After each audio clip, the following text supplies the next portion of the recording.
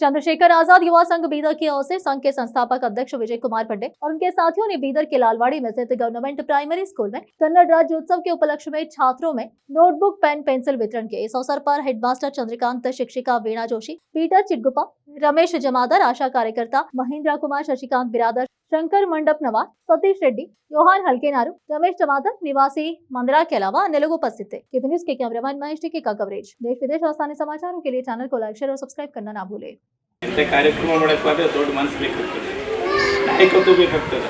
ಅದಕ್ಕೆ ಅನೇಕ ರೀತಿಯವರು ಕಾರ್ಯಕ್ರಮ ಮಾಡ್ತಾ ಇದ್ದಾರೆ. ಅದನ್ನು ಒಂದು ಮಟ್ಟಿಗೆ ತರುವಂಥದ್ದು ಅದು ನೋಡ್ತಾ ಇದ್ದೀವಿ ನಾವು. ಯಾಕಂದರೆ ಭಾಳಷ್ಟು ಮಕ್ಕಳು ಕಡಿಮೆ ಆಗ್ತಾ ಇದ್ದಾರೆ. ಅದಕ್ಕೆ ಸರ್ಕಾರಕ್ಕೆ ನಾನು ಸೂಚನೆಯನ್ನು ಕೊಡ್ತೀವಿ ಅಂದರೆ, ಮನವಿ ಮಾಡಿಕೊಳ್ಳೋದೇನೆಂದರೆ, ಏನು ಖಾಸಗಿ ಶಾಲೆಗಳನ್ನು ಮುಚ್ಚುವಂಥ ಕೆಲಸ ತಾವು ಮಾಡಬೇಕು. ಸರ್ಕಾರಿ ಶಾಲೆಗಳಲ್ಲಿ ಹೆಚ್ಚಿನ ಮಕ್ಕಳಿಂದ ಒಟ್ಟಿಗೆ ಬೆಳೆದು ಮಕ್ಕಳು ಒಂದು ಉನ್ನತ ಶಿಕ್ಷಣವನ್ನು ಪಡೆದು ಇದೇ ಥರ ಸಂಘಟನೆಗಳನ್ನು ಕಟ್ಟಿಕೊಂಡು ಎಲ್ಲ ಕಡೆ ಕರ್ನಾಟಕ ರಾಜ್ಯದ ಕನ್ನಡ ಅಭಿವೃದ್ಧಿಗಾಗಿ ತಾವೆಲ್ಲರೂ ದುಡಿತಾ ಇದ್ದದಕ್ಕೆ ನಾವು ಭಾಳ ಖುಷಿಯಾಗಿದೆ. ಇಂಥ ಕಾರ್ಯಕ್ರಮಗಳು ಇವರು ಹೇಳಿದಂತೆ, ವಿಜಯಕುಮಾರ್ ಪಂಡಿಯವರು ಹೇಳಿದಂತೆ, ತಿಂಗಳಿಗೊಮ್ಮೆ 2 ತಿಂಗಳಿಗೊಮ್ಮೆ ನಮ್ಮ ಶಾಲೆನೇ ಅಲ್ಲ ಬೇರೆ ಬೇರೆ ಶಾಲೆಗಳಿಗೂ ಹೋಗಿ ಇಂಥ ಕಾರ್ಯಕ್ರಮವನ್ನು ನಡೆಸಬೇಕು. ಕನ್ನಡದ ಬಗ್ಗೆ ಅರಿವು ಮೂಡಿಸಬೇಕು. ಸಂಘಟನೆಗಳಿಂದಲೇ ಕನ್ನಡ ಬೆಳೆಯಲು ಸಾಧ್ಯ ಅದ. ಸಂಘಟನೆ ಇಲ್ಲದೆ ಏನೂ ಆಗೋದಿಲ್ಲ.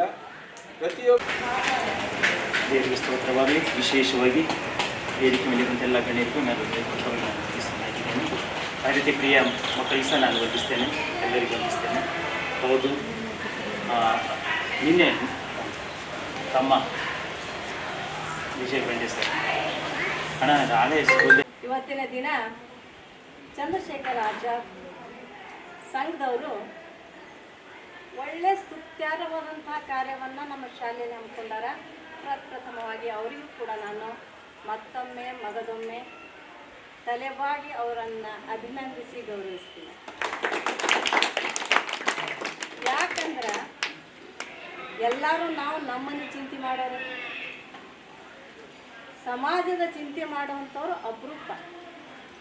ಅಂಥ ಅಪರೂಪದ ಸಂಘ ಈ ಚಂದ್ರಶೇಖರ್ ಆಜಾದ್ ಸಂಘ.